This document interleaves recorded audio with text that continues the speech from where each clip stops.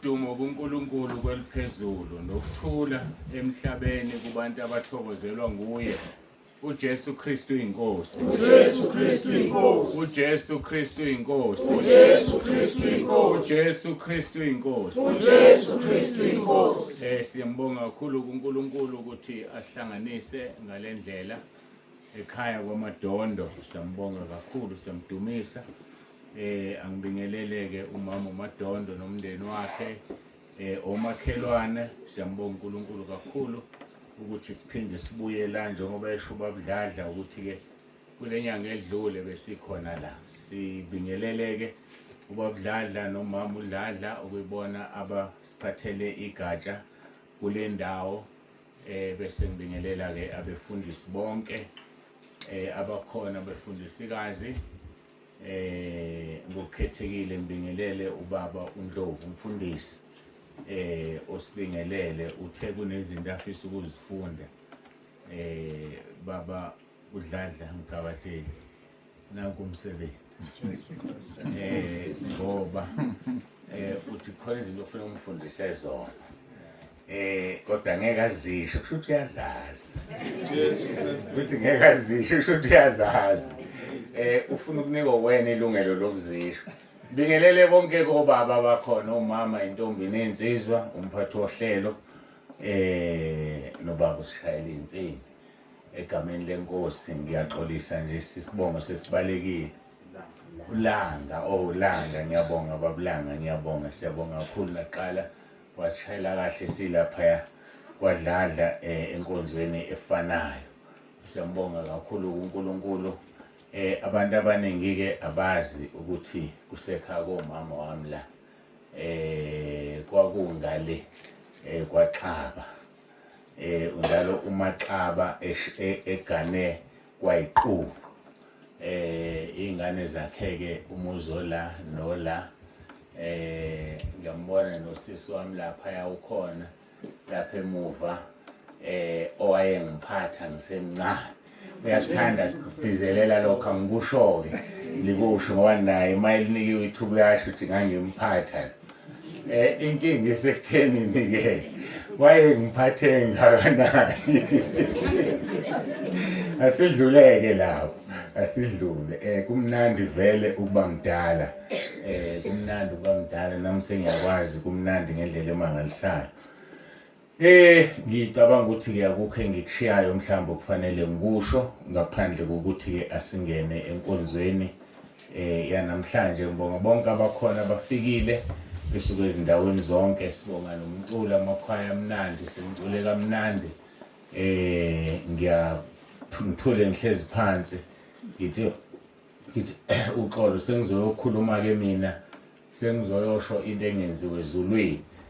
Ngoba akushunyayelwe ezulwini, kodwa lokho ebenikwenza ukudumisa kuyadunyiswa ezulwini. Kukhona-ke esobe sidumisa nabo esizobezwa namhlanje makuqhubeka kwenkonzo, ngoba inkonzo ejulile le yokudumisa. Bakhona-ke abanye ongabazi, ongabanakile esobe sidumisa nabo, ozobezwa namhlanje. Uma ubungabazi, mawubazi uzovuseleleka ngoba ubathatha kancane, ubathatha kancane. So masicula singaculisisi bayosihlula bona, bayosihlula. Ngazi-ke usho ukuthi maselimile ikwale ezulu mhlambe bobekwa phambili sishone ngemuva thina, uzobezwa nje hayi bayacula bona, ukuthi awubanakile ngoba ubezwa. Uzobezwa-ke uzobazi namhlanje ukuthi obani.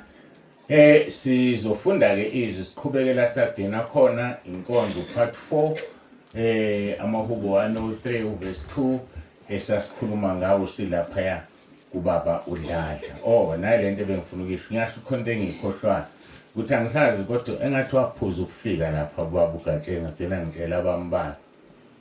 Ngubaba uNdlovu umfundisi wangiphephisa, ngishaywa yitende la kule ndawo. Angikhohlwa yikho nje bathi mabecela inkonzo ngazilethe ebusika ngoba ehlobo hayi liyana lidume kube nzima kabi mangizala kwawe itende. Angisawazi nonyaka 2018 noma 17 asazi sonke. Sakhumbula uswana wazi na 2019 kwakuyitende silapha sidina sesikhonzela ku veranda kwakunzima usathane wala akangifuni ukungibona nami ngimcabangele ngathi ake size ebusika ngoba sasila ngoJune sesila ngoJuly imvula zikho kodwa ke ake sibone uzolakha inemini izulu kunje kwenzekeni siyamthemba uNkulunkulu ngizothi ke masiguqe sikhuleke simcela uNkulunkulu abe kanye nathi uJesu Kristu inkosi Baba olungileyo Baba ongcwele uNkulunkulu nomusa siyabonga ithubo sinikeza lona ukuba siphinde sihlangane kule ndawo yasophathe siyabonga Nkosi kunikeza udumo siyacela ukuqhubekeke emoya ongcwele ube kanye nathi siyazizwela ukuthi ukhona qhubeka usebenze ukhulume ngoba kusho ukuthi ikhona into eqondile kule ndawo ngimelana ke nemoya amademoni amadevil worshippers ama-satanist awanasabelo siyazi Nkosi kukhona nemngcwabo ekhona abanye abekho baye kuyona ngabe abantu baningi kakhulu kunalokho kodwa ke uNkulunkulu wethu nomusa sikholelwa ukuthi obufisa babekhona bakhona bonke bagcinile endleleni besuka ezindaweni eziningi ezihlukeneyo qhubeka ke Nkosi ngomoya wakho ingcwele ukhulume nami ngihlale phansi usebenzise lo mzimba sizwe lokhu umoya afuna ukukhuluma phakathi kwethu sikwenze ngoba yilabo abakwenzayo abazongena ezulwini yebo singalalela sonke kodwa ukulalela kusenzeli lutho ngaphandle kokuthi silenze izwi lakho uJesu Kristu inkosi uJesu Kristu inkosi uJesu Kristu inkosi amen amahubo 103 uverse 2 kufundeka ke kanje mbonga uJehova mphefumulo wami ungakhohlwa imisebenzi yonke yakhe yomusa sisaqhubeka ke lapho sasidine khona mhla ka 20 June sikhona la saqela kakhulu ku verse 2 sikhuluma ngemisebenzi yomusa sizobuka ke kancane ukuthi ukudumisa uNkulunkulu kungukwenza mhlawumbe ngelinye ilanga molithola ithuba lokuba senkonzweni uyodumisa kangcono usiwazi ukuthi ukwenzani ngithanda ukusho ukuthi sonke njengoba sila uma sidumise ngeinhliziyo ezipheleleyo kade singekho la ake ngiphinde lento engisho sonke njengoba sila uma udumise ngenhliziyo yakho yonke waphelela kade ungekho la abebe khona yilabo abasekhona ngoba bayanga ndawo ukumbonga kuNkulunkulu kungukumdumisa kungukumnikeza udumo lenkonzo izonikeza udumo uNkulunkulu sengiyachaza ke ukudumisa uNkulunkulu akugcinisi la kuphela kungenisa emasangweni asezulwini so uma ngabe ubudumisa ngenhliziyo yakho yonke usubuya khona ezulwini manje kodwa mawudumisile nje wayitulela awangikwangenza lutho kuwe selokhu khona ke la thina ke sesibuya khona sesizokujoyina ngoba lento engiyenzayo yenziwe ezulwini kodwa ngesikhathi sidumisa bese singenile ezulwini mawulalela ke amahubo 118 verse 20 kuya 21 lithi isango yileli lika Jehova olungileyo ayakungena ngalo ngiyakudumisa ngokuba ungizwile waba insindiso yami so ukudumisa uNkulunkulu kuyisango angazi noma ngizothi ngiyadabuka noma ngizothi akwenzekanga umama uyithintile nje ngabona ukuthi uyayibamba naye ubufakazi obudlule buka mama Madondo sasimenyiwe sasila ngingafisa uma bekwenzeka budlalwe kodwa ngeke budlalwe ngoba berekhodiwe kukhona iphathi enzima kakhulu ayisho njengoba ethi umama sahamba nayo isinika amandla endleleni yethu masicabanga indawo yaseMuday. Kuke wathi angithi akasho ngase ngikhumbula usekudala mhlambe naye akasakhumbuli kahle. Kodwa ngizokusho lengxenyana le. Iphezulu kokuthi ukudumisa uNkulunkulu kumngene emasangweni ezulu. Ngesikhathi eqhutshwa ile ndoda noma ilomfana njengoba eshilo ukuthi umfelokazi behamba la ehlahleni behla emkhombe ngesibhamu ethi akaphika uJesu. Uthi kwakukhona wayikhuluma eduze kwakhe uyisho kancane lonto ngabona abantu abezwe. Khona ehamba naye emnika amandla emnika ugqozi wayengabona umuntu emuzwa kuphela. Indoda imkhomba ngesibhamu imbambile ukuthi angabaleki kuze kufike lapho la yamdubulela khona ithi qedile ngaye kanti lo hamba naye akaqedile. Yileyo phathi nje bengifuna ukisho eyashiya sabona ubufakazi bakhe. Akangenanga ke kuyona angimazi ukuthi indaba mhlambe kufanele isho yimina ngoba sengishilo nami ngikwazi ukisho ngendlela yakhona ngoba yengenzeki kumina. Lithi ke leli zosilifundayo yileli sango lika Jehova, isango lika Jehova olungileyo ongena ngalo ukumdumisa ngoba ukumdumisa kuyamsindisa umuntu.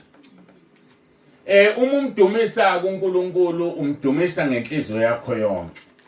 Siyeke lento le ethandwa emabandleni abadumisi bethu bethi ake sidumisa uNkulunkulu ngoba akakwazi ukuzidumisa wenza yonke into akakwazi ukuzidumisa.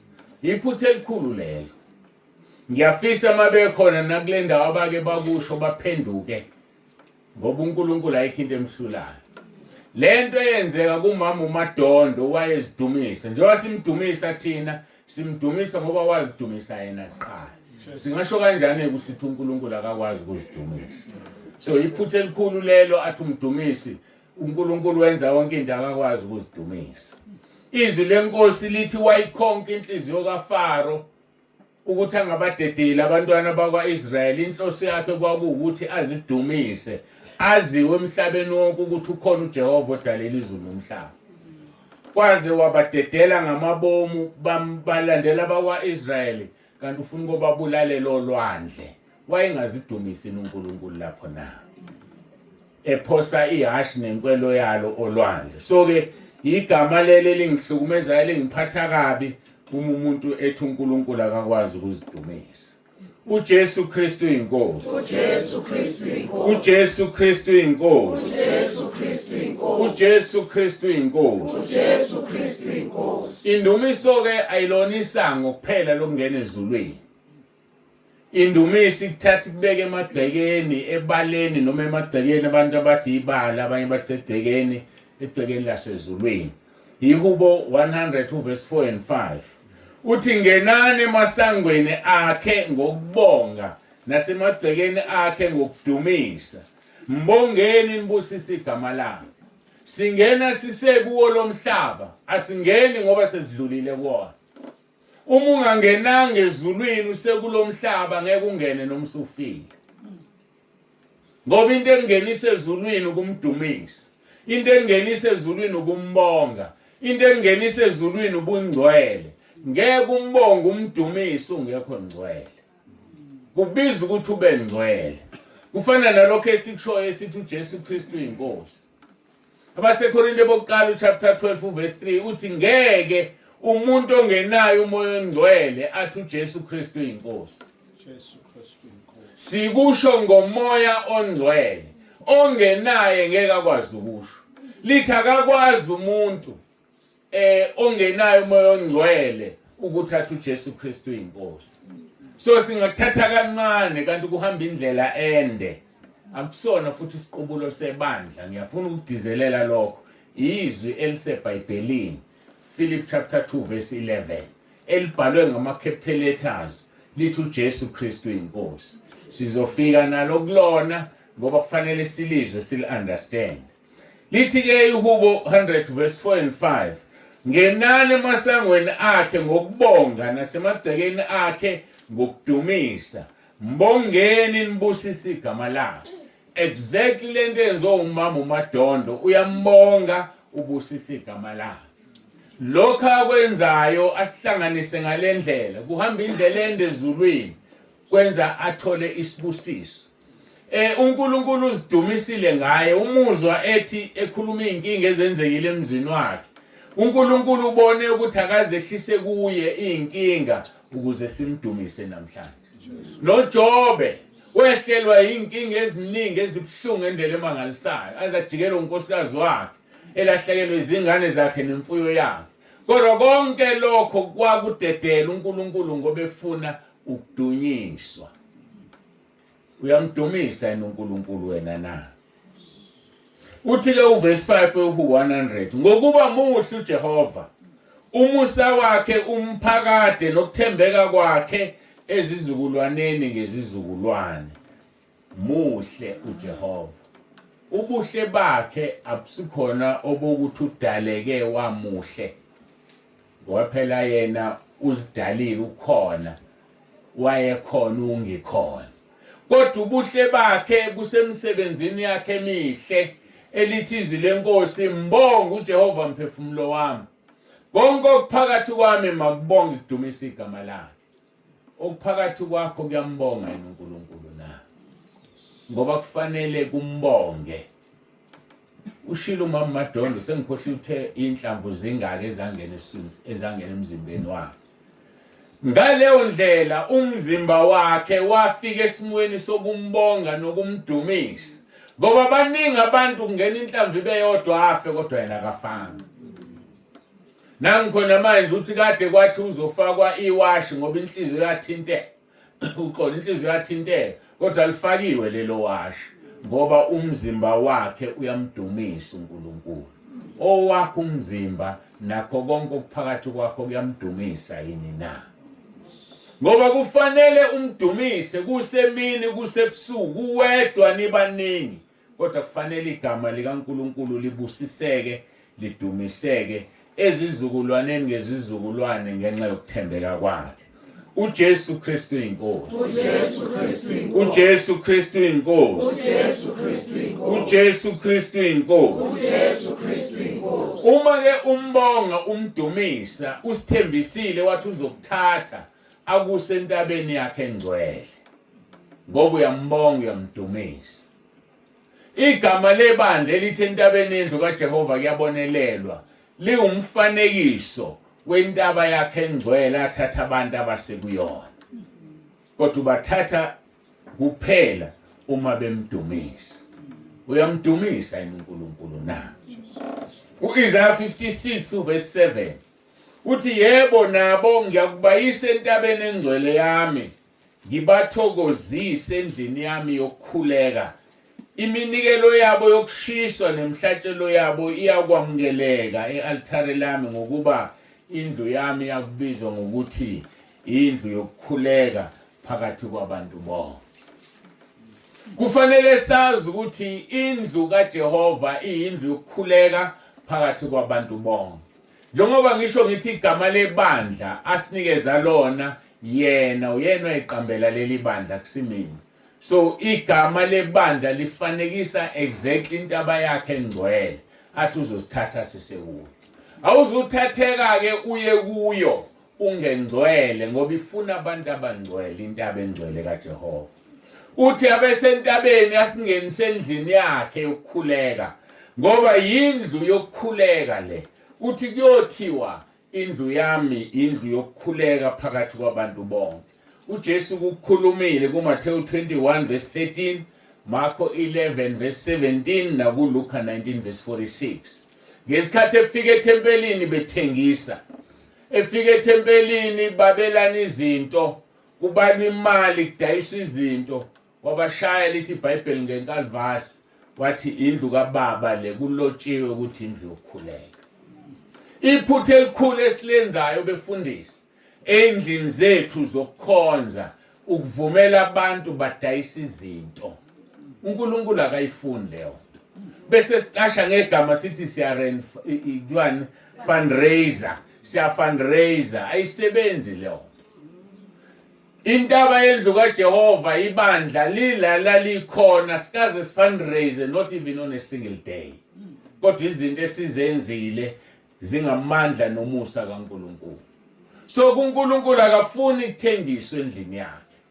Ngiyakhumbula umuntu esanda ukufika lapha esihlala khona nomama sasesibone ngicela ukungalisha ibandla kodwa labelungu lalime eduze komgwaqo lidayisa impahla kudayisa ubone ukuthi baphuma esontweni badayisa baya fundraise.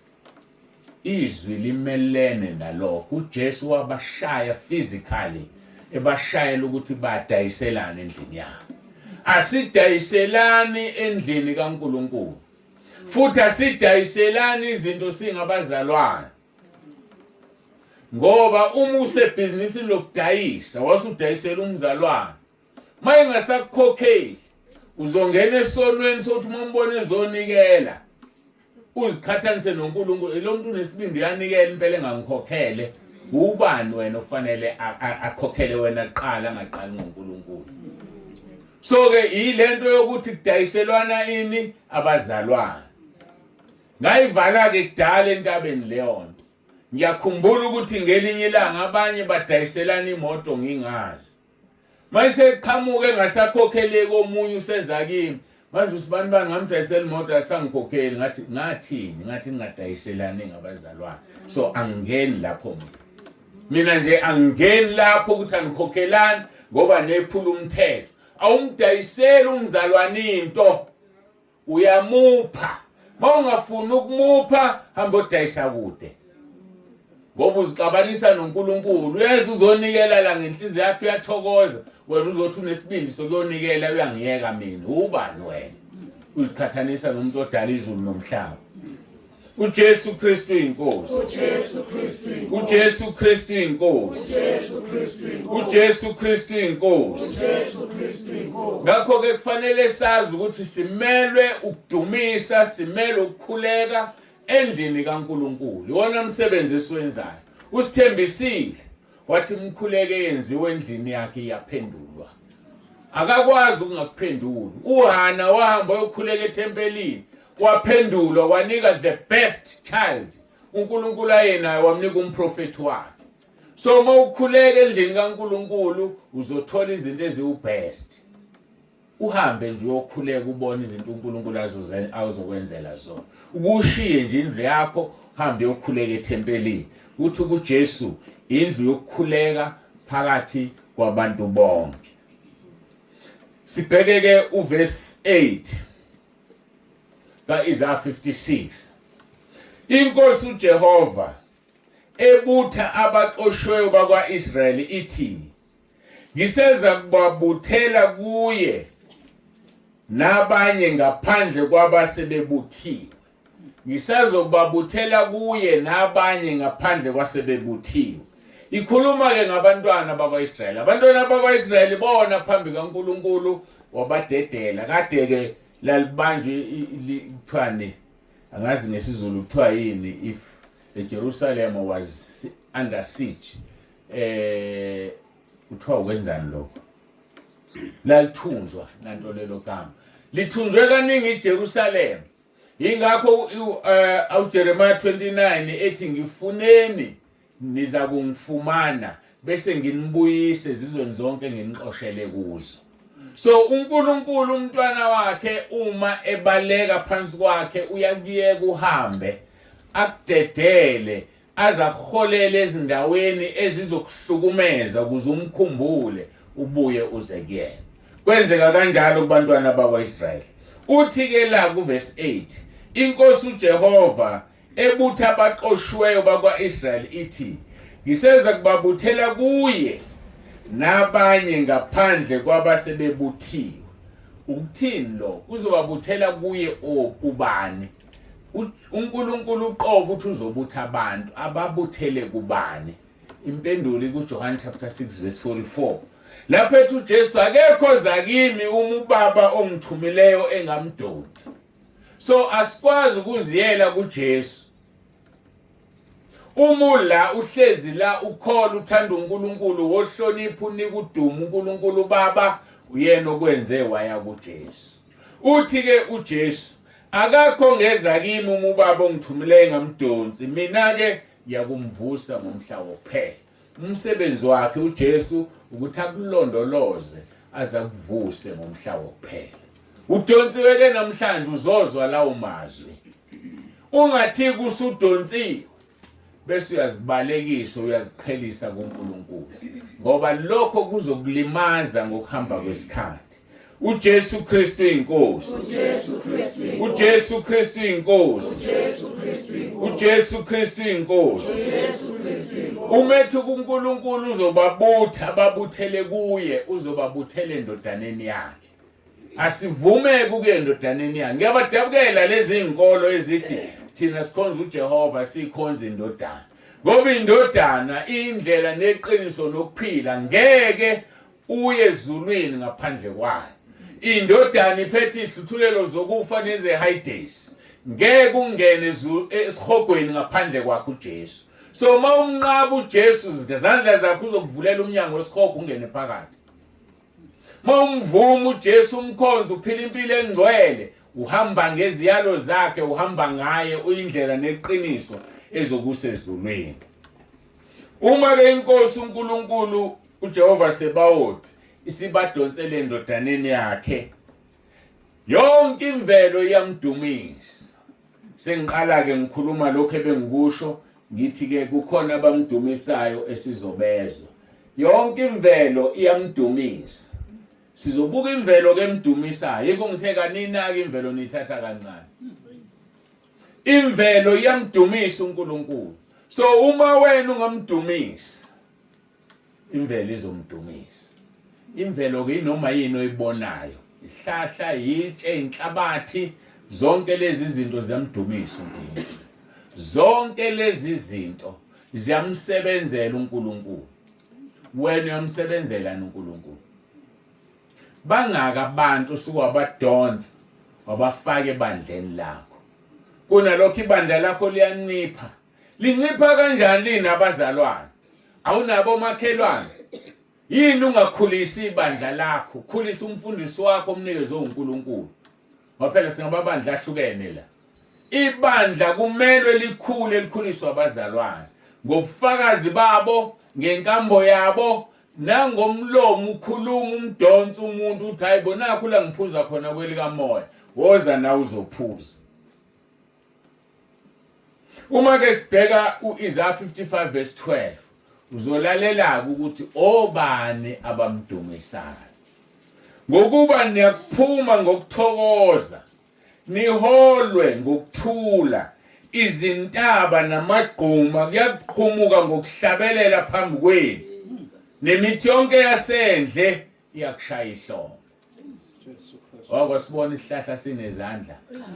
Kodwa uNkulunkulu uyazi yena ukuthi ngesikhathi esidala esimisa kanje zikuphi izandla, ukuphi umlomo, zikuphi indlebe. Isihlahla siyaphila sifile. Lezi zinto esizenzayo emahlathini liyabhala ihlathi. Ziyabhala ihlahla. Uthi ku verse 12 ngokuba niyakuphuma ngokuthokoza. Ngesikhathi siphuma sijabula sithokoza ngosuku kaNkulunkulu siholwa ngokuthula. Intaba namagquma kuyoqhumuka kwenze njani? Hlabelele kumdumisa uNkulunkulu. Kuthiwa nemithi yonke yasendle. So uma ungamdumisa uNkulunkulu izintaba ezomdumisa. Uma ungamdumisa uNkulunkulu amatshe azomdumisa. Uma ungamdumisa uNkulunkulu umhlaba inhlabathi izomdumisa. So la uhamba khona kuzobe kuqhuma umculo. So bekuyosiza ke silijwayele igama elithi uJesu Kristu inkosi. Ngoba uma ufunda uPhilip chapter 2 verse 11 lithi izilimi zonke zivume zithi uJesu Kristu inkosi kube inkazimulo kuNkulunkulu. So immediately uthi uJesu Kristu inkosi udumisa uNkulunkulu. Ngaleso sikhathi zonke izinto zobe zimdumisa zithi uJesu Kristu inkosi. Wena unethuba lokusho manje kodwa uthanda ukusho. Leli gama linamandla libhalwe ngama capital letters. So ke ihlahla kuthiwa zoshaya ihlombe.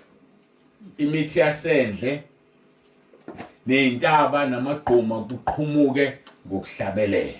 You can imagine uyahamba uzwe intaba ihlabelela usathi uzwe intaba negquma elincane liyahlabelela udlula apha eduze kwesihlahla siyahlabelela sidumisa uNkulunkulu kodwa wena umdumisa uNkulunkulu saphela phi lesi sikhathi usanda ukusindiswa uthi uma ubhizi washing iqhume ichorus lisekhona ini chorus nisavuka uthi ubhizi wenza into ethize kuvuka ichorus mhlawumbe uyayigezela nje wedwa usebathroom uzithola usucula uzuthi hawungiqaleni nokucula yilento engaphakathi awukwazi ukuyivimba uthi ubani uJeremiah noHezekiah ifana nomlilo ovalelwe emathanjeni ami so ilonto efunakalayo ngoba mawungamdumisi imvelo izomdumisa kugcwele eBhayibhelini elinye lamavesi izikhonile zokuqala chapter 16 verse 33 lithi khona imithi yehlathi yakuhuba ngokujabula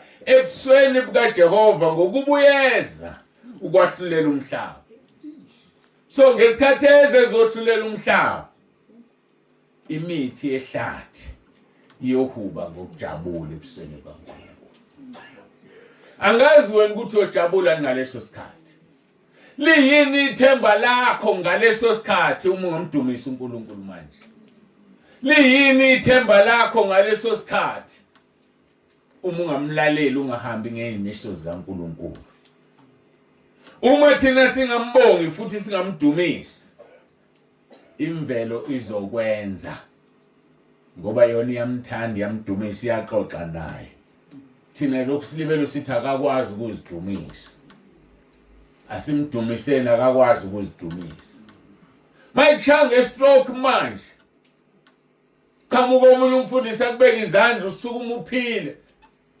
akazidumisanga wena umdumisa ngoba uzidumise kuqala uNkulunkulu wethu uyakwazi ukuzidumisa so ke ngiyabadabukela abathi akakwazi ngoba uyosuka ashaye bona efuna ukuzidumisa bese ufunda kabuhlungu ukuthi uyazidumisa uJesu Kristu inkosi uJesu Kristu inkosi uJesu Kristu inkosi uJesu Kristu inkosi uJesu Kristu inkosi uJesu Kristu inkosi yonke imvelo iyabubula ifuna lolu suku lokubuya kwakhe because that is when beyumdumisa khona njengamanje bamdumisa asibezwe ngoba ilanguage ayifani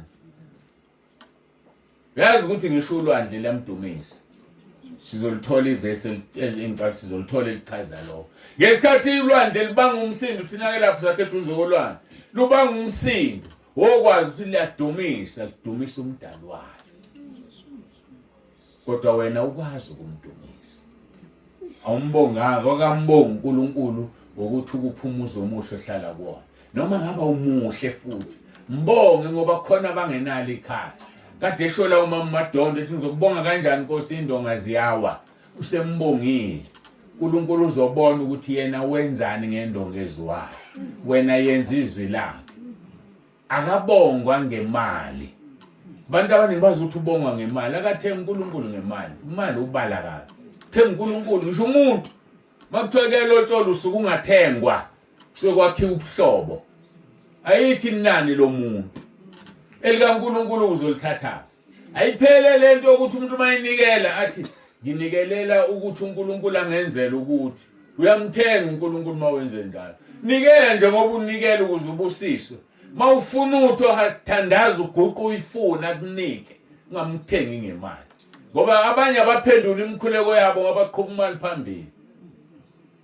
uthi igolide nesiliva lingelakho so asikho isidingo sokunikelela ukwenzela utho ningadlala abefundisi abafulapha izisu zabo uzani nizonikela nikelela izingane zenu ithola umsebenzi ayisebenzi lonto thenga uNkulunkulu asimthengi thina uNkulunkulu njengoba kade ngisho ekuqaleni asidayiselana endlini kaNkulunkulu asenze lutho siyakhuleka kuphela awenzi ibhizinisi endlini kaNkulunkulu ngoba indlu yokukhuleka imvelo ke iyabubula ijahelo losuku lokumdumisa nokumbonga mawufunda ke iHubo 96 verse 10 kuya 13 lithi thanini phakathi kwabezizwe uJehova uyinkosi izwe lihlala liqinile lingena kushukunyiswa ngoba yena uthetha amacala ezizwe ngobuqotho. uJehova uyinkosi, shonini nami.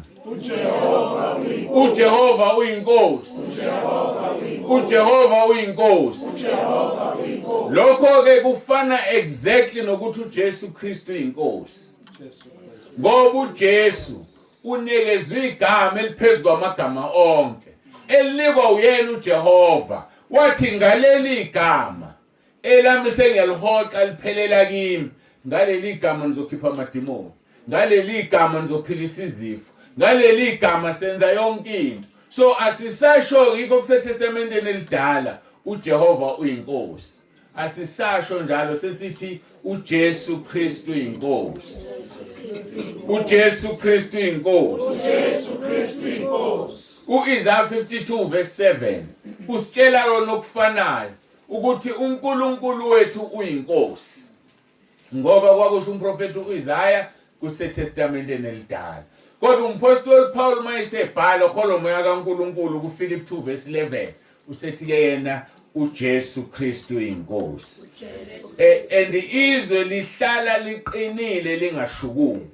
You can imagine uma wonke amabandla ala eMudeni angasebenzisa lesi sivumo, akusona isiqubulo, isivumo, athi uJesu Kristu uyinkosi, abantu mabehlangana, abantu mabekhuluma, abantu mabekhonza, ngiyakutshela ubugebengu obukhona nakho konke ukungcola amadimoni ayasha.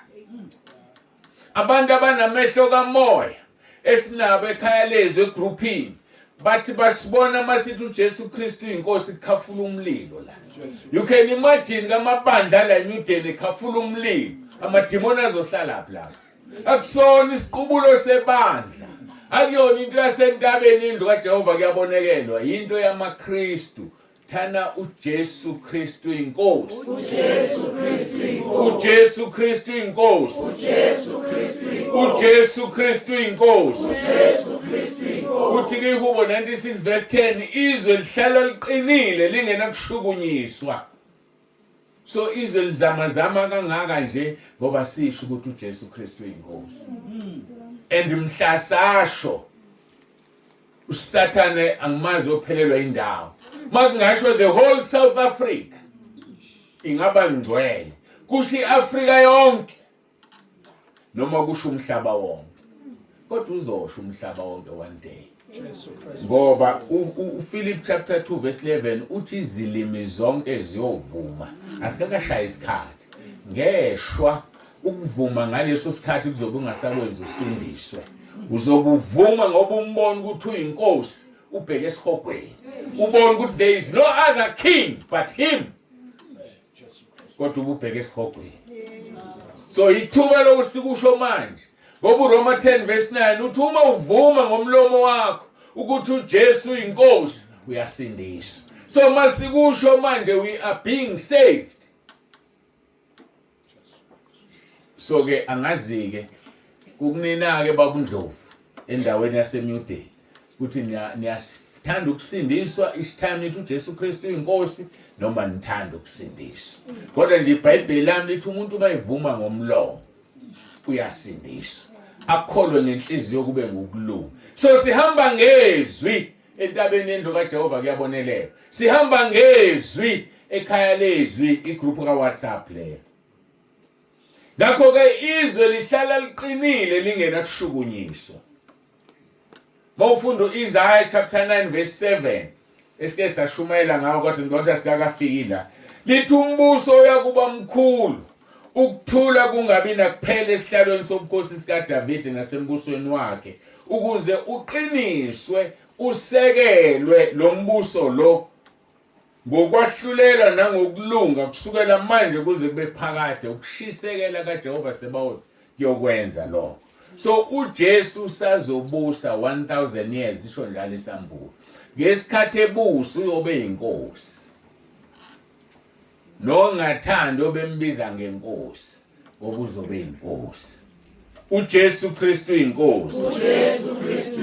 uJesu Kristu inkosi. Masiqhubeke ke siye kuverse 11 sikuma kuHubo 96.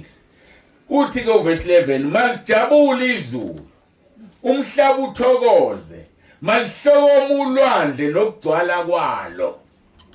Lezi zinto njalo kuthiwani ziyadumisa malijabula izulu isibhakabhaka leso sibona sijabula simdumisa sihlabelela umhlaba uthokoza inhlabathi le asazi yobithokoza kanjani ngoba siwazi umlomo siwazi ubuso but yodwa into esiyazi ukuthi uNkulunkulu akawakhuluma manga.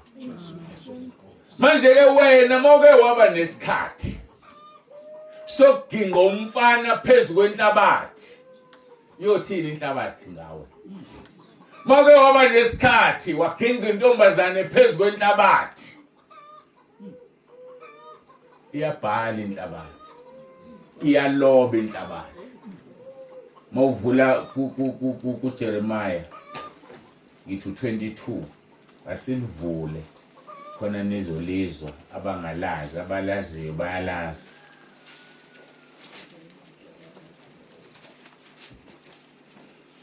Jeremiah 22 verse 29 lithi lizwe yizwa izwi likaJehova. Usho kanje uJehova uthi lobani lo muntu ukuthi akana mntwana umuntu ongayi kuba nampumelelo ezinsukwini zakhe ngokuba umuntu ohleze esihlalweni sobukhosi sika Davide akayi kuba nampumelelo yokuba abe esabusa kwaJuda. Lizwe khona uphethe lesingisi la awusifundeleke nimnike imic mama ikhona ngenandamba ngona ngemuva uzanene sifundele uJeremiah 22 verse 29 no 30.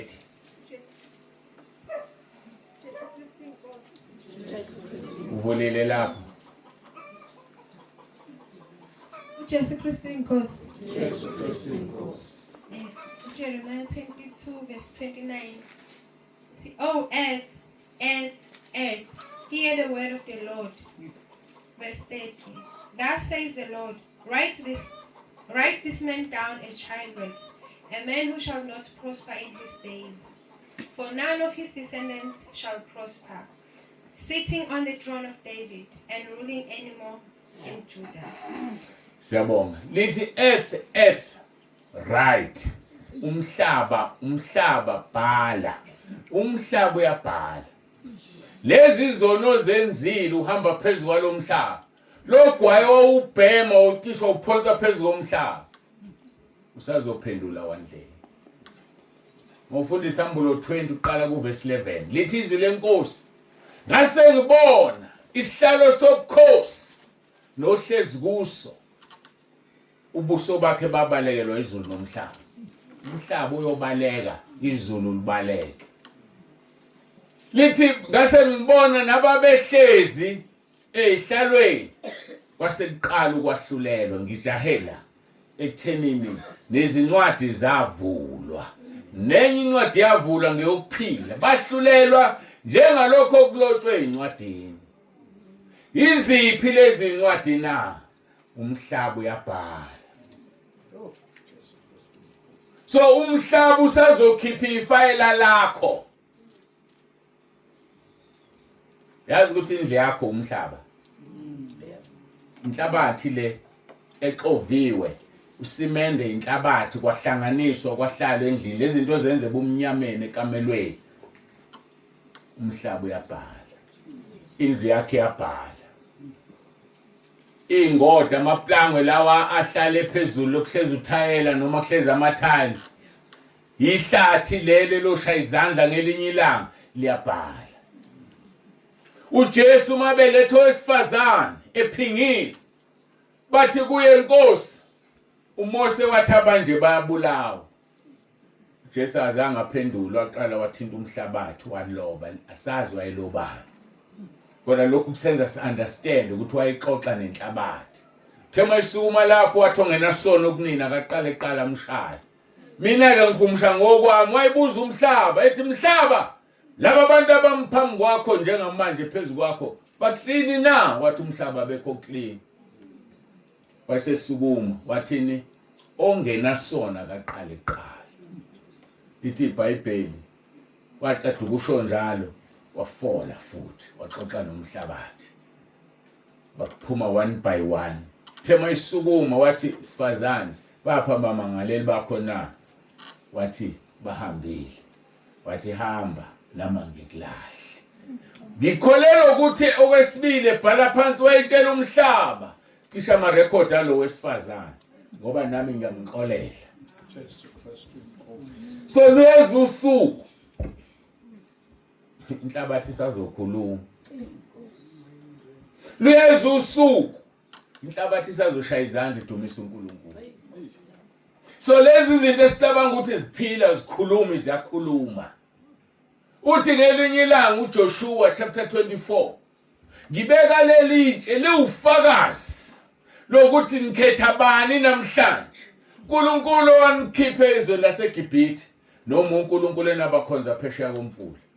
Khethani namuhla ukuthi ubani nomkhonza itshe lizofakaza. Ngelinye ilanga wacanyeliswa etsheni. Uyazi wakwenza lapho. Lisazokhuluma itshe libhalile. Ngosuku lokwahlulela lithi iBhayibheli incwadi ziyovulwa. Enye yazo ngeyokuphila. Ongalotshwanga encwadini yokuphila igama lakhe lingekho uphosa ecibini lomlilo. After incwadi sezikhulumile. Qaphela imvelo iyaphila. Lenkomo le owakwayelusa ngelilanga wayihlukumeza iyaphila. Abesilisa nami ngelusa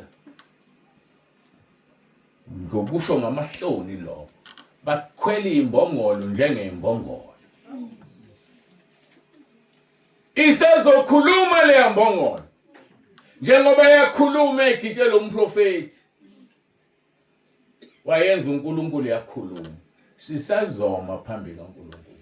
Lebo leli intende leli lakhiwe ngemvelo seliyitende.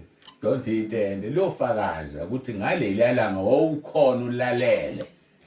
Ngisho imoto lesi okugangwa kuzo phakathi kuzona. Ingakho kusemqoko umuntu akavuma izono zakhe. Ngoba uma ungazivumi izono ifayila lizoцishwa lutho ucishwa ngegazi lika Jesu kuphela. Ubhalile umhlaba. Irabha igazi lika Jesu ukuthi kucishwe lokho kwabhalwa ngawe. Usazoma phambi kaNkulunkulu. Suzwile ukuthi umhlaba uyaloba. NoJesu kufakazile ukukhulumile nawe asimazi wayibhala. Asimazi kodwa kunezinto athi mayiqeda ukubhala abuye nazo. Athi ongenasona akaqale eqala. Aqede lapho athi hamba nami ngixolela hamba ungabusona. Uzokutshela lokho mawusunjani usume phambi kwakhe. Wesifazane wayesephambi kwakhe. Yima phambi kwakhe nobuze bakho. Vuma izono zakho ukuze uthethelele. Yonke imvelo iyabubula. Ijahelo lasuku lokwambulwa kwabantwana bakaNkulunkulu. Base Roma chapter 8 sobuka from verse 18. uJesu Kristu inkosi. uJesu Kristu inkosi. uJesu Kristu inkosi. uJesu Kristu inkosi. uJesu Kristu inkosi. uJesu Kristu inkosi. Uthi verse 18 ngokuba ngithi inhlupheko zesikhathi samanje azinakulinganiswa nenkazimulo yokwambulwa kuthina. Inhlupheko zesikhathi samanje ngeke zilinganiswe. Sisenkonzweni yakwaMadondo uyabonga uMama Madondo. Usiza sebuye kulo alibalayo ngeke lulinganiswe nenkazimulo yokwambulwa kuyena. Mayenze kahle okwakhe akaqaphela ukuthi wenza kahle uhamba kahle phambi kaNkulunkulu. Nangu verse 19 kokukhuluma indaba. Ngokuba ukulangazela kokudaliweyo kulindela ukwambulwa kwabantwana bakaNkulunkulu. Okudaliweyo imvelo iyalangazela ilindela ukwambulwa. Yalibona ilanga le liyabhala. Liyabuka. Abantu bebulala abantu bedubula abantu bedlwengula abantu liyabuka. Liyalangazela ukuthi inkosi uyobuya nini ulanda abantu bakho ngikhathele ukubuka amanyala emhlabeni. Lithi iBhayibheli ngokuba ulangazela kokudaliweyo kulindela ukwambulwa kwabantwana bakaNkulunkulu. Lalelisa ku verse 20. ngokuba okudaliweyo kwabekwa phansi kobuze kungengentando yakho kodwa ngaye owakubekayo. Yini ubuze? Umuntu mangagqokile uthi uhambaza ngithi. So okudaliweyo kubekwe phansi kobuze. Kusho ukuthi akukwazi ukucasha. Itshe mawulibekela ulibekile. Mayifika umuntu ecasha ngalo elithamela alikwazi ukubaleka. Lisebuzeni. Ilanga limalibuka umuntu edubula liphatheka kabi but alikwazi kwenza lutho. Lisebuzeni. Ihlathi malibona umuntu edonswa ngenkani efakwe ehlathini edlwengula liyakhala likho into elizwenza liphansi kobuze because alikwazi etha. So lithi ke izwi laNkulunkulu ngokuba okudaliweyo kwabekwa phansi kobuze kungengantando yakho kodwa ngentando wakubekayo. Ngisho amagama ngangingaba yitshe. Wawungaba isihlahla. Wawungaba inoma yini kodwa uNkulunkulu wafuna ukwenza umuntu ukuze umdumise. Uyamdumisa yini na? Uyasho yini ukuthi konke okungaphakathi kwami makubonge igama likaJehova. Okudaliwe bekwe phansi kobuze okungikuthi akukwazi kwenza lutho. Akukwazi ukushintsha. Esithethe inkomo mhlawumbe angazi iyahala uba umuntu. Inkomo mayifuna ukuyitholethe lihambe izingcolisi iyahamba. Ibekwe phansi kobuze ingqondo ayikho. Wena kodwa unengqondo. Kodwa uyahamba nqunu phakathi kwabantu. Ungagqoka ingubo emfushane, gqoka ingubo ezimpintsha, ufaka amabhloko. Kodwa unengqondo. Kodwa lokho okunye kubekwe phansi kobuze. Kodwa ke mdumisa uNkulunkulu akumsoli, wena uyamsola. Faka iwigi, qhuma inwele uyangisola uNkulunkulu wanginikela inwele emfushane. Susa amashiya uyawadweba. Ngoba uthi uNkulunkulu wakwenzelani manje? Sisazoma phambi kaNkulunkulu simangalelwe imvelo ebekwe phansi kobuze yamukela into eyiyona itshela amukela ukuba yitshe liyanetha kuyabanda kwenzeka yonke into loze lisuso umuntu uma lingasuswanga umuntu oze kubhubha umhlaba lilala likhona ngoba lithembekile labe kobani umdali walo. Wena ukubekile la kubeke khona kodwa ubuyishiya indawo yakho. Sisaya phambi kaNkulunkulu. Ngakhumbula indaba eke ngihlale ngiyixoxa ngazo uma ngayixoxa la eMudeni kodwa ke khona babengekho uma ngayixoxa yalo mntwana kaNkulunkulu mase ngikhuluma ngendalo uNkulunkulu yangikhumbuza lento bengayiplaneli siyavuka. Umntwana kaNkulunkulu wayedolobheni elithile eHaika wamelwa imoto yomlungu wamgibelisa umlungu wahamba naye. Umlungu wama ithiro mthizeni wathenga idrink ukuthi lashisa ilanga. Waphatha le favor yakhe ayithanda wazothi ngithi lo mlungu waze kanjani ngithi ngiyithanda lento wesifazane. Seyisaqhubeka imoto ingafika edolobha ejika ngene ehlathini. Hawu. Lo mlungu sengena ehlathini futhi uyongidlwengula umntwana kaNkulunkulu. Uthi uthema ingene ehlathini wayesebuka ihlahla waxoxa naso. Ukwambulelwa ngokubani ungakhuluma nehlahla. Wathi ihlahla ngeke nibone ubuze bami namhlanje. Yami imoto umlungu wakhipha isibhamu wasibeka ku dashboard. Uyamsabisa ngithi wayesebeka isandla sakhe phezulu kwethanga lalo sisi. Ulo sisi ngasisusa. Wasibeka umlungu okwesibili uthi ngasisusa. Wasibeka okwesithathu ngase ngibeke sami phezulu kwaso. Ngambuza umbuzo yazi ngithi ithempeli laNkulunkulu leli. Uthi wathula umlungu. Sasuso uyena ke manje. Wathatha isibhamu sakho wasifaka phansi kwesihlalo wadumisa imoto wahamba. Ngoba enzeni ukhulume nezihlahla. Izihlahla zatshela umdali wazo. Qaphela into yenzayo phambi kwendalo. Usazoma phambi kaNkulunkulu. Uthathi mayisembeka la yakhona wathi mlungu ngiyabonga. You have delivered me from the lust, from the demon of lust. Ungidilisa uthi weza uhamba umoya wenkanuko. Kusho lo mlungu ijwayele lento. Danza abantu abamnyama donzele ehlathini awulala nabo abadlwengula. but ngalelo langa uthi lo sisi ngathi zihlahla ngeke nibone kuze banamhlanje.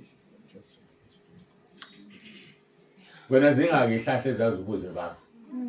Utshani obazi ukuze bakho. Amahotela azubuze bakho, ungahambi nomkhwenyana wakho.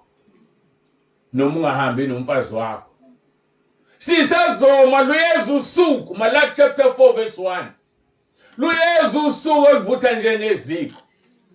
Bonke abaziqhenyayo nabenza okubi. Lithi iBhayibheli yobashisa ngabashela impande nagatsha. Kodwa kulabo abenza ukulunga, kophuma ilanga lokulunga, linokuphilisa emaphikweni alo. Lithi notshekula njengamathole esibali. Asimdumiseni uNkulunkulu.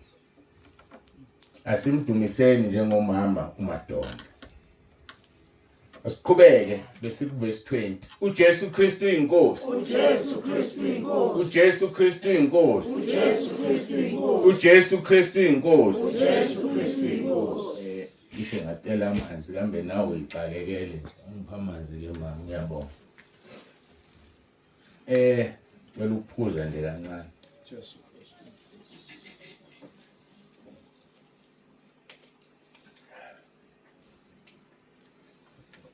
Ngitheke siqhubeka no verse 21. Sise ku Roma chapter 8. Noma kuze uhlangane kahle siqale ku verse 20. Ngokuba okudaliweyo kwabekwa phansi kobuze kungengantando yakho kodwa ngaye owakubekayo ethembeni. Akuthenjisiwe thina sodwa. Nemvelo ithenjisiwe. Ibekwe phansi kobuze ethembeni. Yikho umbhali eHolomoya kaNkulunkulu ethe ngokuba ukulangazela kokudaliweyo, okudaliwe kuyalangazela ngoba kuthenjisiwe nakho. 2 verse 21 ethembeni lokuthi nakho okudaliweyo kuyokhululwa ebugqileni bokubhubha kube ngukukhululeka kwenkazimulo yabantwana bakaNkulunkulu. So the day abantwana bakaNkulunkulu bekhululeka nokudaliweyo kuyokhululeka. Baba kuba nje wena udaliwe ukuthi thina sikakhululeki. So ke kunithenjisiwe nakho. Thema ethi uNkulunkulu ngikubeka la ntaba.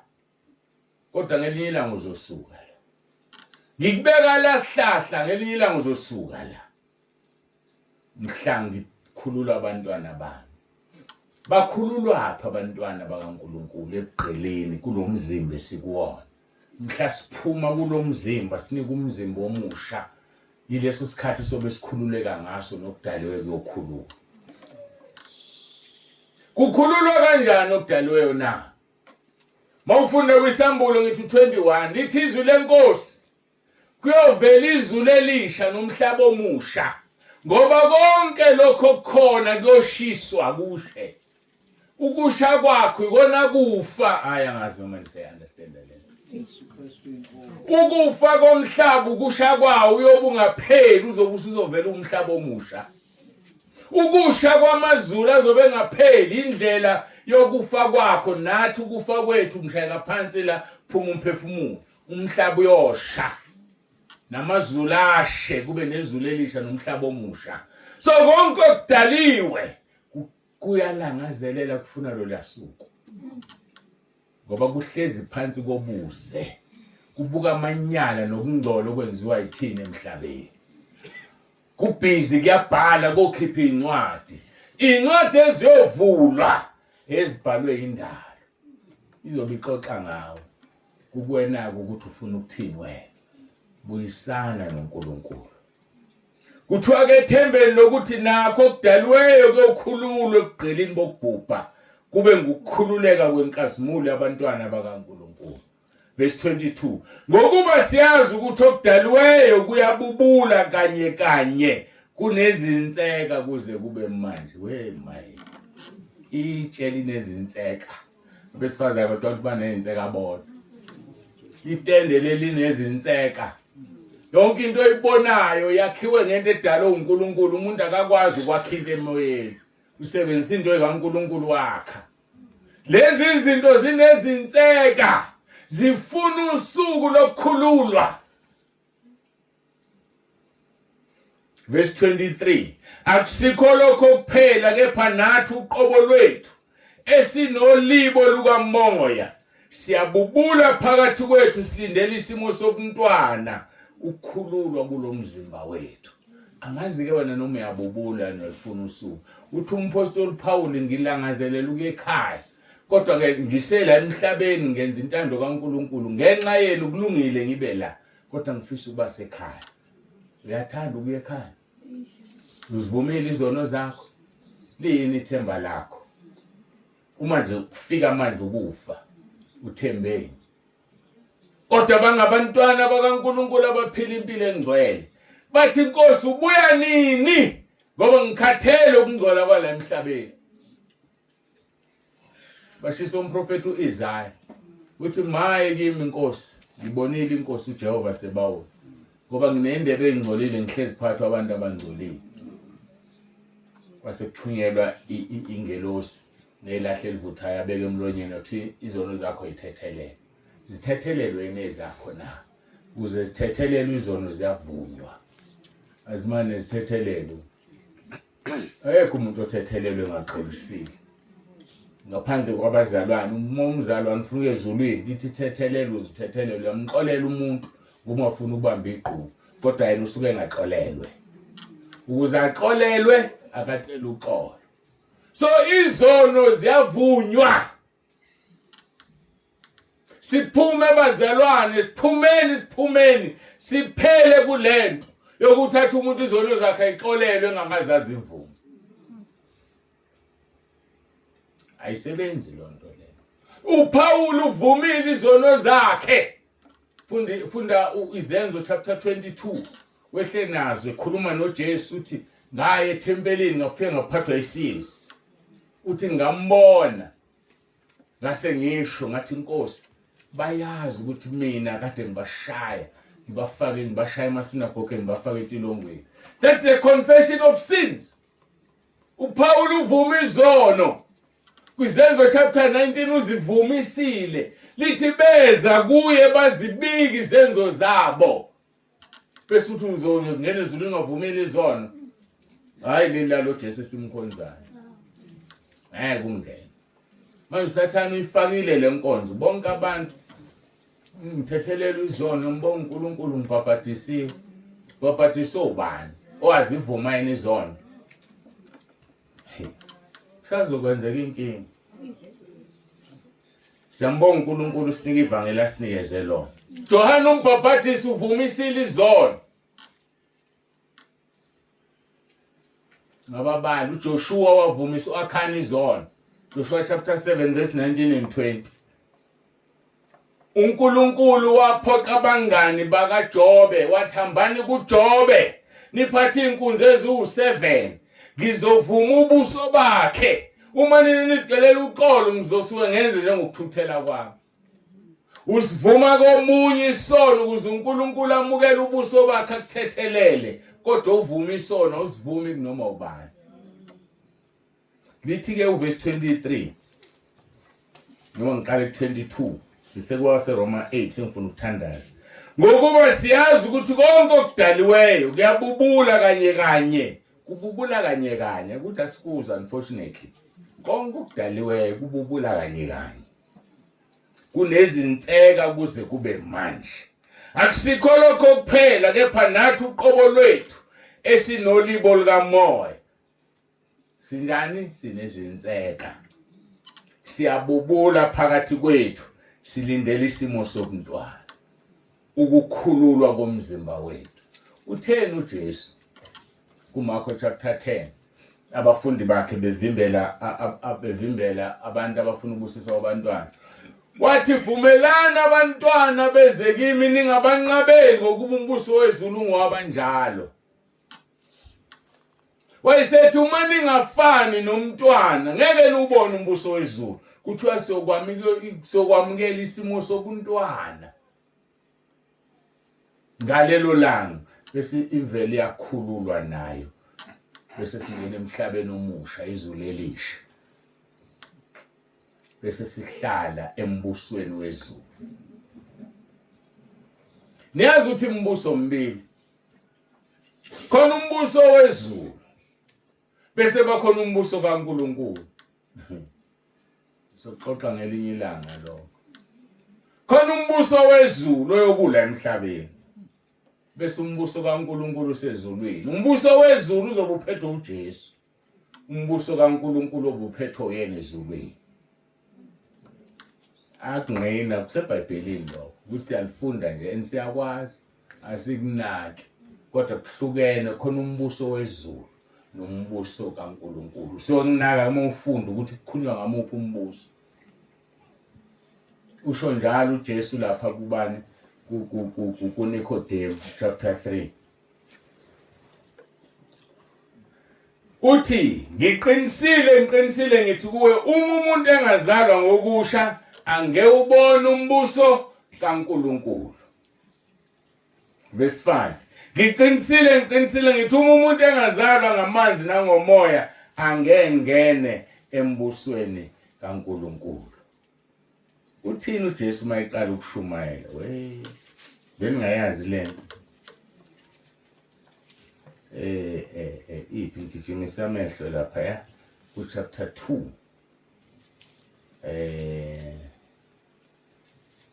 Angibona wathi mbo. Asiyekeke ngoba ngiyibona. Kodwa uJohane umbhaphatisi wayithini mayebhaphatisa abantu? Lapha ku verse 2. Phendukani ngokuba umbuso wezulu ususondele. There's a difference between umbuso wezulu nombuso kaNkuluNkulu asikhuleke.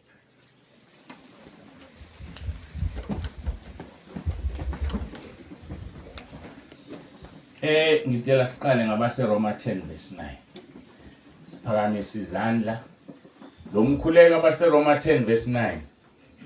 Uvuma uJesu ngaye. uJesu besimvuma noma sikholwa, simvuma noma singakholwa ukuze sisindiswe. Uma ukholwa umvumela ukuthi ususintuli sendlela. Siphakamise izandla. Nkosi Jesu, ngiyavuma ngomlomo wami ukuthi uyinkosi. Ngiyakholwa enhlizweni yami ukuthi uNkulunkulu wakuvusa Nkosi Jesu kwabafileyo. Ngiyakhuleka egameni lakho Nkosi Jesu ukuba ungisindise. uSathane angimfuni, amadimoni angiwafuni. Ngiyacela Nkosi Jesu uphathe impilo yami, ungikhulule emandleni kaSathane, ungilondoloze Nkosi Jesu, uzongivuse ngosuku lokugcina. Ngiyabonga egameni lakho Nkosi Jesu.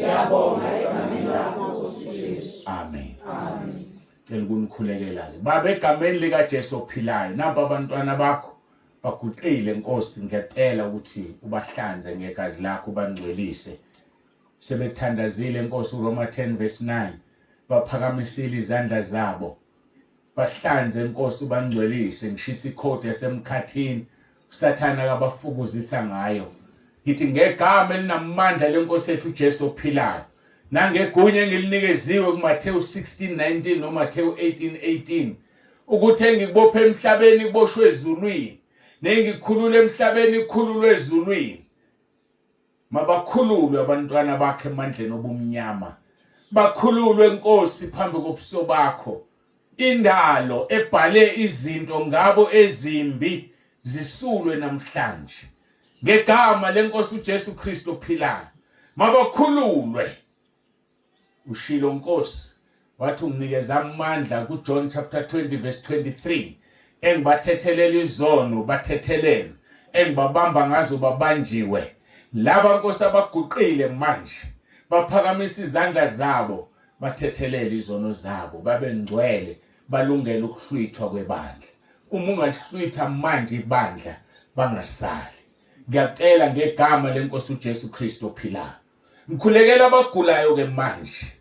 Ngithi ngegama elinamandla lenkosi uJesu Kristu ophilayo, phezu kwemizimba yabo uJesu Kristu inkosi, phezu kwemizimba yabo uJesu Kristu inkosi, phezu kwemizimba yabo uJesu Kristu inkosi. Bathethelela izono zabo Nkosi ubaphilise. Ngoba usahamba emhlabeni wawuqala ngokuthethelela umuntu izono zakhe bese uthi thabatha uhlaka lwakho uhambe. Ingakho ngicela Nkosi ubaphilise manje. Bathethelela ubangcwelise ngoba baguliswa izono, baguliswa ukufa amanyalo okungcola kwasemhlabeni. Bayakhululwa manje ngoIsaiah 61:1. Siyabonga Nkosi ngevangeli osinikeze lona ophilisa ngalabagulayo, owenza imangaliso esizibonayo emhlabeni. Sisize usidini usilondoloze sihlale kuwe kuze kube usuku lokuhlenga kwethu, kube usuku lokukhululwa kwendalo yonke, kube usuku lokuvezwa kwenkazimulo ecashe kubantwana bakho. uJesu Kristu inkosi. uJesu Kristu inkosi. uJesu Kristu inkosi. Amen. Ngalo lona lolu suku bevukile abenkosi behlotshiswe ubukhosi bayo sebebuthwa abakhethi ngemiswa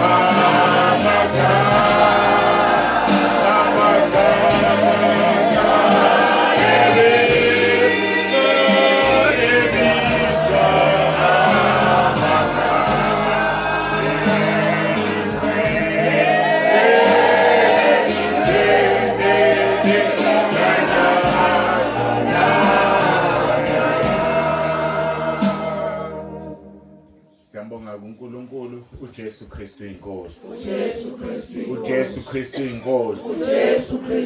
uJesu Kristu inkosi. uJesu Kristu inkosi. Ndedela umphathi wohlelo.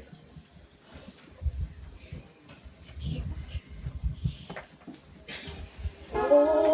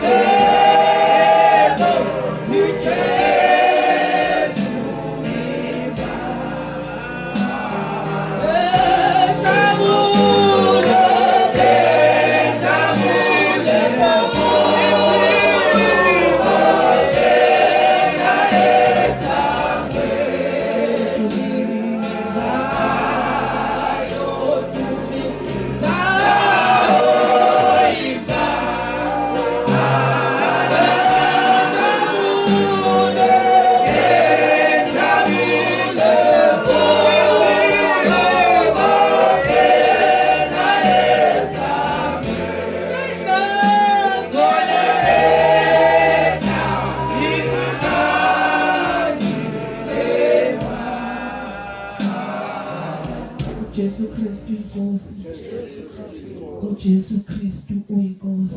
Jesu Kristu inkosi. Siyacela sizonikela nje khona la. uJesu Kristu uyinkosi. Thina sibongika silevana, sibongika silevana, sibongika silevana, ezisinisi. Thina sibongika silevana, sibongika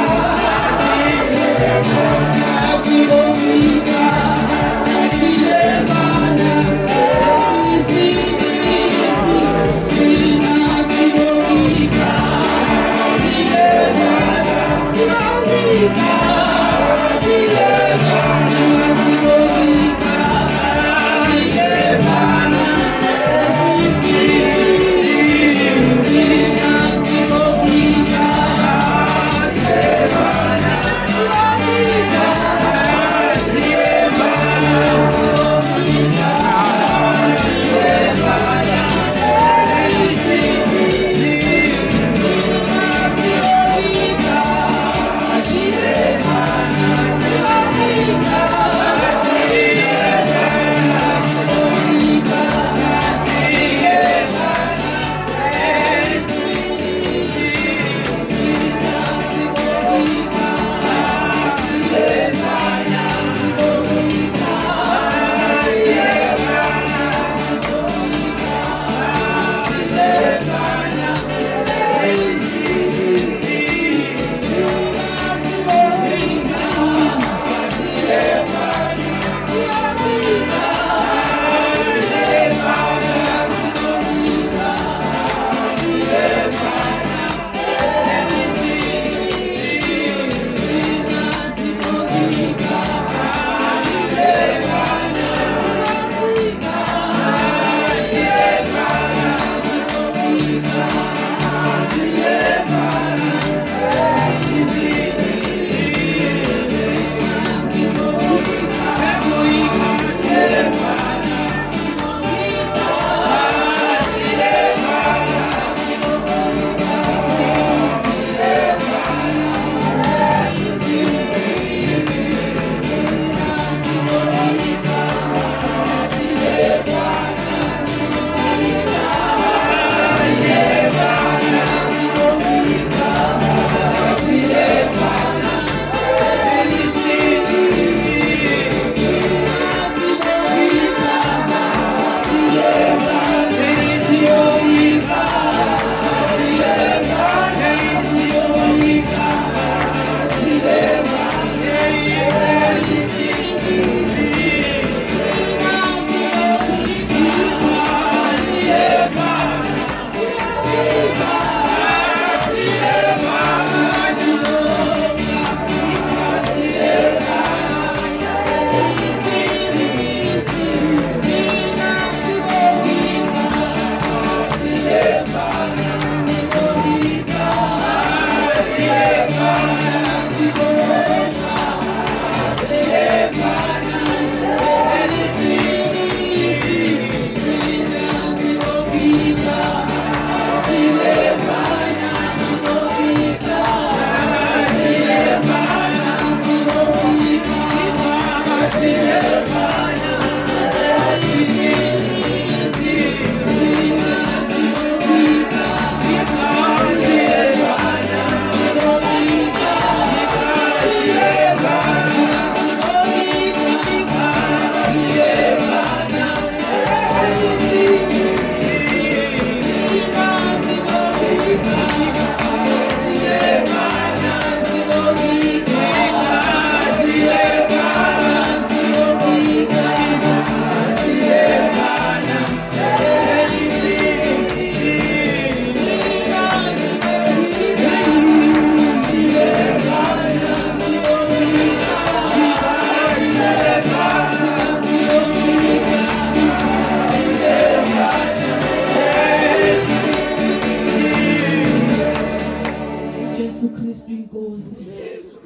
uJesu Kristu inkosi.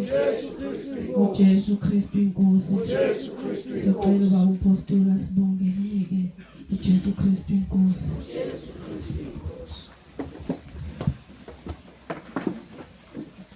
suka ke lapho ufike ngiphakamisa umnikelo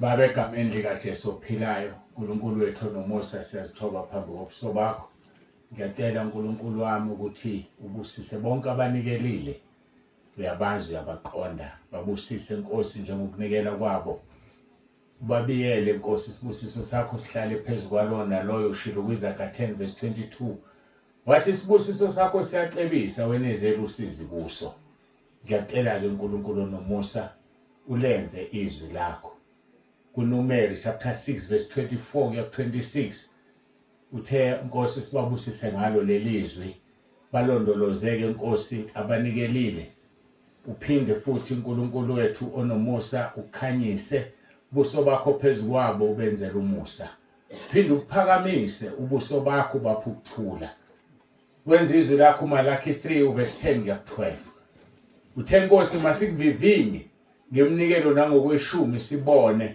ungayivula amafastela baculile abantwana bakho lelo culo lelo zwi siyacela ulenze namanje uJesu Kristu inkosi uJesu Kristu inkosi uJesu Kristu inkosi amen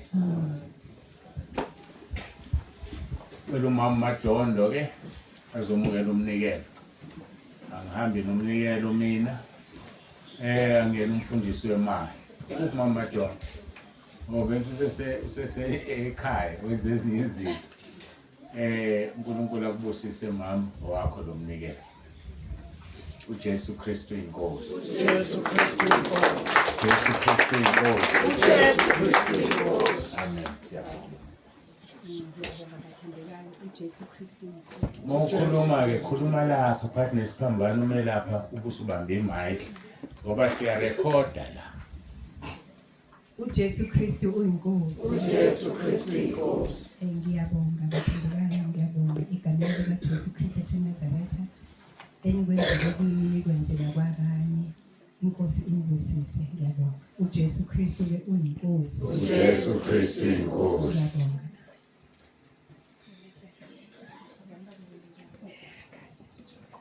Jesu Kristu inkosi Jesu Kristu inkosi. uJesu Kristu inkosi Jesu Kristu inkosi. Ucabanga usesizovala uthe usahamba ngazi kanjani kodwa ke bazalwane sizoyivala thina inkonzo uzothi bese efika mhlambe uzothi siqeda ukuvala inkonzo mhlambe uyobe sefika nesimemezelo azofika naso sizocela ubaba umfundisi uDladla azosikhulekela ukuvala inkonzo emva kwakhe bese ubaba umpostoli esiphi isibusiso uJesu Kristu inkosi Jesu Kristu inkosi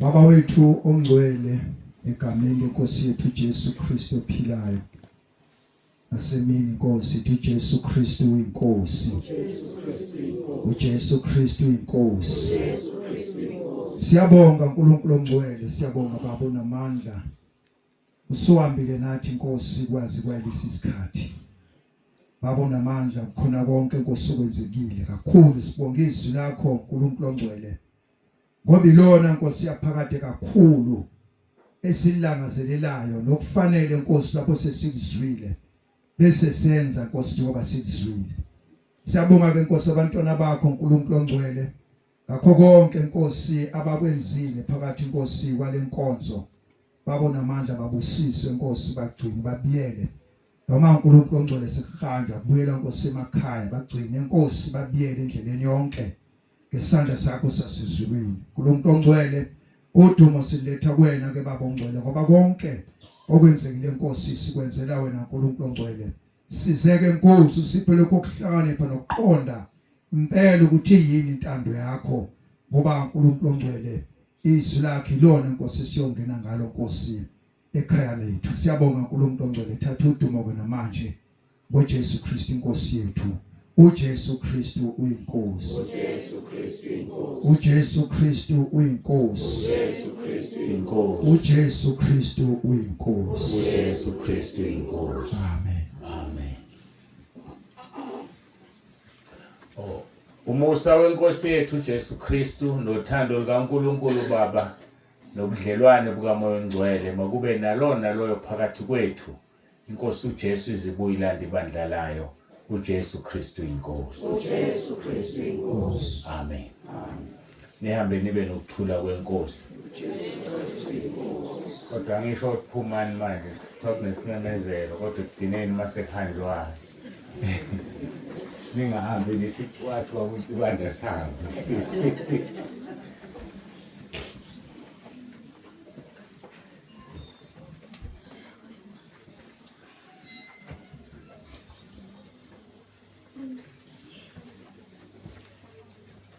Ukuthula bazalwane. Jesu Kristu inkosi. Kristu inkosi. Jesu Kristu inkosi. Amen. Bazalwane ngiyabingelela ubaba umpostoli ngibingelela abazalwane bonke egameni lenkosi uJesu Kristu. Amen. Jesu Kristu inkosi. Bazalwane ngimlanga phambili ngizocela bazalwane ukusho ukuthi uzokwenzakalani njengamanje. Bazalwane sizocela njengamanje sizocela ukuthi sizobeka amatafula la obaba egameni lenkosi uJesu. Asibekanga ngoba sibona kusabhizi sesizowabeka amatafula ukuthi obaba socela besilinde kancane sibeka amatafula abo ngokusheshsha bazodlela la bese sicela abazalwane bazolayina lapha yabephake umuntu uyaphaka abuya azohlala phansi egameni lenkosi uJesu uSunday school socela ukuthi nawe usilinde kancane uzophakelwa nawe futhi ekugcineni emva kwabazalwane. Amen. Jesu Kristu inkosi. Sicela sikhuleke lula.